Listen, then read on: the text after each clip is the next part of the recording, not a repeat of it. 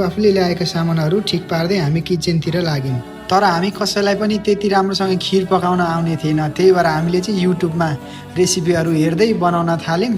मलाई फेरि खिर पकाउँदा पकाउँदै आएको बास्नाले एकैछिनका लागि हामी दुबईमा होइन कि आफ्नै घरमा पुगे जस्तो महसुस भयो। अनि हामी एकछिन कुरा गर्दा गर्दै खिर पनि पाकिहालेछ।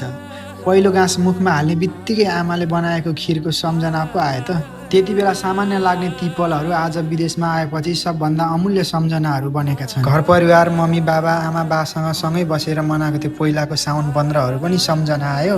एक गाँस खिरले केही मिनटको लागि भए पनि परिवारको दूरी घटाइदियो। विदेशले पैसा कमाउन त सिकायो, तर परिवारको मूल्य, घरको न्यानोपन र आफ्ना मानिसहरूको महत्त्व पनि यही विदेशले नै सबभन्दा बढी महसुस गराउँदो रहेछ। आज हामी परिवारसँग थिएनौँ, तर साथीहरू नै परिवार बनेका छन्।